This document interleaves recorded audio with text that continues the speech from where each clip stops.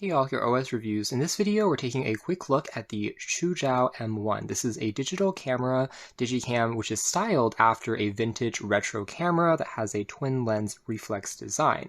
These types of cameras were popular in the 1930s to 1970s, with the Rolleiflex being one very popular example. However, these were all film cameras, and obviously this is a digicam, just stores the photos onto a memory card, micro SD card at the very bottom, and it is still more of a toy camera more than anything else, which is kind of expected considering that this thing only costs around $30 when you're shopping around, so it is very inexpensive and even comes with a 16GB micro SD card as part of the $30 asking price. So again, we shouldn't really expect this to have performance or rival something like a real Fujifilm, Leica, or Sony camera, since there is a huge difference in price. However, it's just about bringing a little bit of fun and also perhaps as a desk piece, kind of a conversation starter, even if you put it onto a bookshelf when you're not using it. So as long as you come in with reasonable expectations just to have a little fun, perhaps also to give to a kid as a kind of toy camera, then it's actually one of the more interesting $30 cameras I've seen. I think a little bit better, more attention to detail at least in the way that it looks and feels compared to most of the other retro style digicams which go after a more generic look, like this Snap camera, which is built entirely out of plastic, doesn't have a screen, compared to the M1 here. Actually does have some real metal accents along the frame of the camera. All of these accents are metal, although the black parts are plastic. Now, of course, compared to a true twin lens reflex film camera, the top lens is technically the optical viewfinder. It's using optics and mirrors, whereas on this one, it's just a piece of plastic. In fact, it's just for decoration purposes. There is, in fact, still a top-down viewfinder. However, this is a LCD digital screen as a digicam, and it's just viewing whatever the primary lens is seeing. So the top here is just for decoration only, which I think is a little bit of a shame. I mean, yes, it looks convincing and quite cute, but if they maybe added some other functionality to it, like maybe having a chrome accent, this could be used as a vanity mirror or a self-portrait mirror if you're trying to point it at yourself when taking an image. Right now, that was just a transparent piece of plastic. But still, the functionality is mostly replicated. Again, you can still look down and see the object that you're trying to frame, which is actually quite unique because it unlocks a perspective of shooting at the waist level since the screen is positioned here on top, and you can just have a slightly different angle as you're composing your shots for street photography, for example. Actually, a little bit more unique and unusual. And since photography is all about capturing and composing images in ways which are artistic, intentionally a little bit different, then I actually think this makes it easier to capture some images which offer a slightly different look to them, just because you're holding the camera a little bit lower, again around your waist level when you're peering down and looking at what the camera there is seeing, compared to putting it all the way to your eyes. Otherwise, in terms of the packaging, it's clear they also put a little bit more attention to detail here. It's in this shiny box, and the name Chuzhao actually is, I believe, a romanization of a Chinese word that means antique camera or retro camera. So I think it's also kind of clever because instead of saying or printing on the camera itself retro, which would be kind of tacky, they're spelling it in a workaround way that makes it a little bit more interesting, at least in my opinion. Some of the specs here on the rear, it is a 12 megapixel sensor. It can also capture 1080p video, although the sensor size is quite small. It's just a 1/4-inch CMOS type sensor. So again, dynamic range will definitely be limited, although if you're trying to go after that really vintage look anyways, maybe it suits that purpose. We'll see some sample images later on. It does have real autofocus though, which is at least kind of impressive because some of these other retro digicams like the Snap does not have autofocus. It's a fixed focused camera, which means if you are pointing objects close to the lens, it's not going to always look sharp. You have to be at least a feet away, versus on here, you can still capture some macro images, capturing in JPEG and charging using USB Type-C. However, the battery itself isn't really user replaceable. It weighs in here around 115 grams, so quite small and lightweight.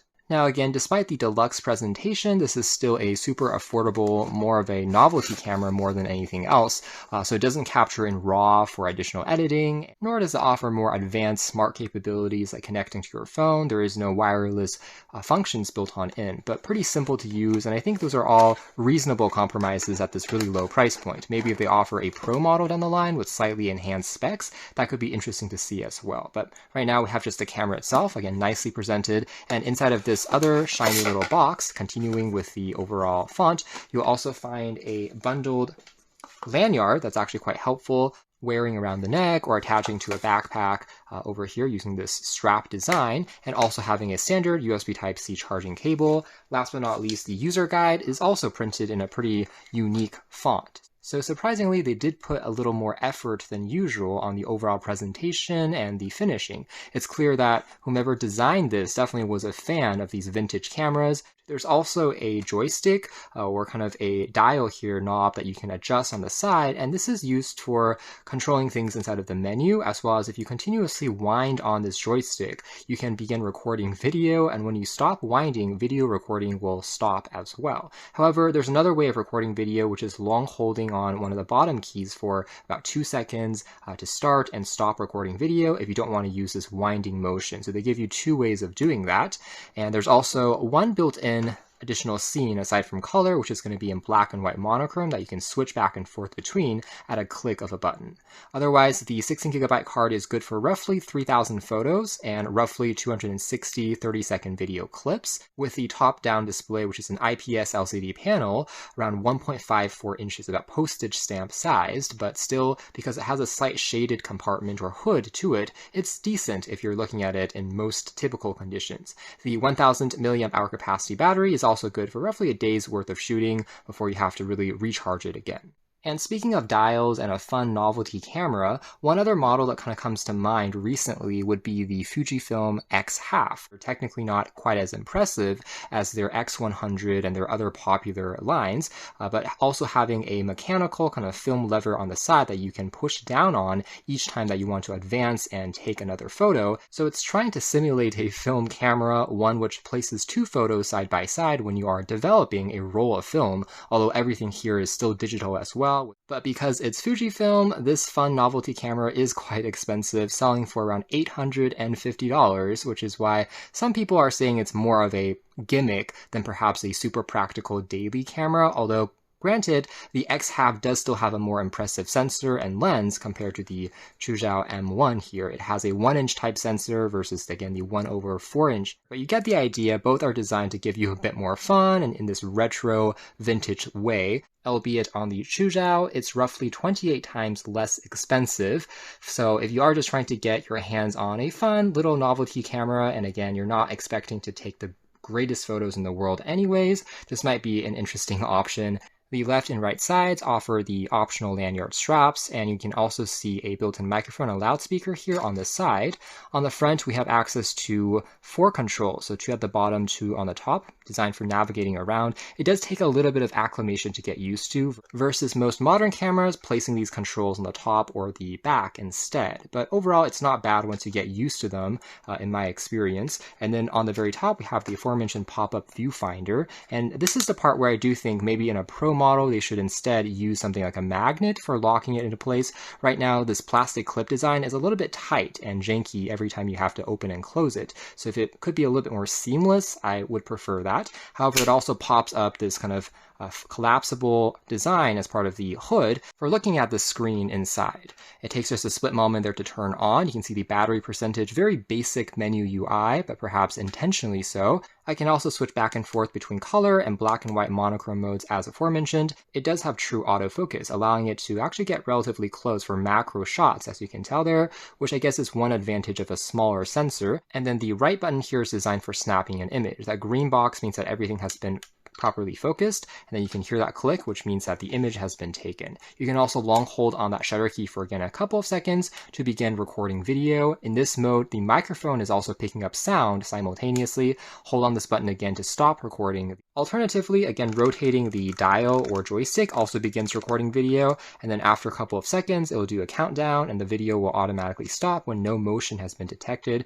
for just a little bit of added fun. However, in this mode, when using the joystick, actually no sound will be recorded. The microphone will be muted just because it wants to prevent the sound of the spinning dial there from being picked up. And if you do want audio, you have to use the other method for recording, but kind of neat they give you 2 options there based on your preferences. And then the top 2 buttons here, if I press on the left one, it allows us to turn on and off the autofocus functionality, as well as The right one here allows us to play back the previous files that we've captured, but kind of expected for a toy camera of its class. You can see some of the images. Again, dynamic range will definitely be limited when it comes to maybe blowing out a little bit of the highlights, since there is no real HDR processing per se, a pretty simple sensor that might be found on more of an entry-level smartphone more than anything else. But again, the autofocus means that images at the very least will still be relatively sharp, and as long as you're holding relatively still, here's an example of a macro shot of some of the leaves here still looking good,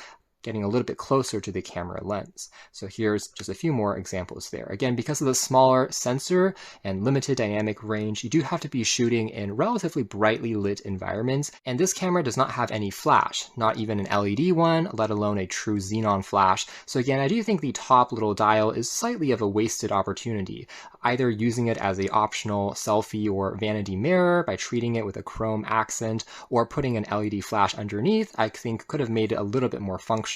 But it is what it is. At least in most daylight conditions, you can still get some decent/okay results at the end of the day. Let's also switch into looking at some of these images blown up into a larger screen.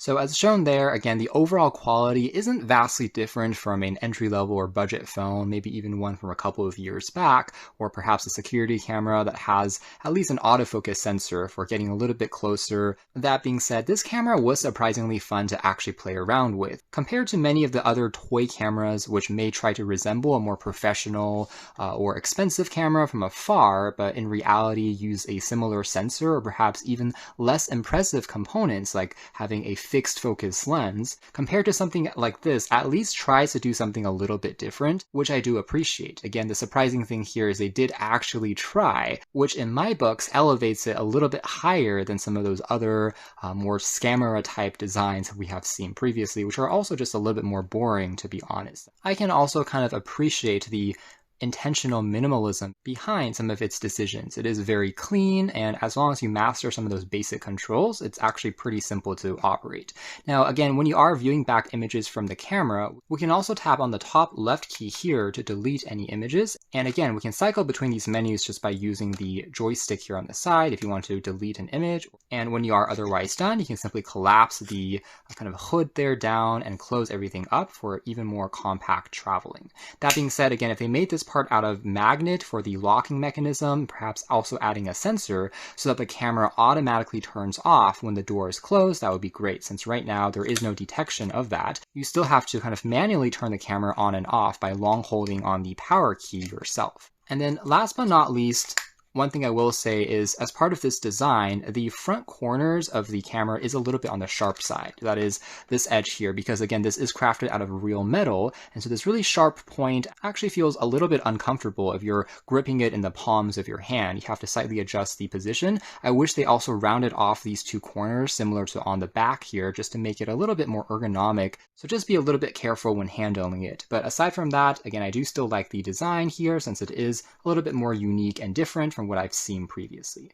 So that's more or less it as far as our quick hands-on review of the Chuzhao M1 digital camera. Again, this retro digicam isn't anything new when it comes to actual performance. It still is using a pretty entry-level sensor inside, although it at least has autofocus, which is good. But it's just the shell that it's been placed in looking a little bit different that I think sets this one apart. Again, as long as you have reasonable expectations coming in, actually quite a quirky and fun camera. So you can check out more details if you are interested in something like this. Again, still more of a novelty camera more than anything, but it's been the Chuzhao M1 digital camera.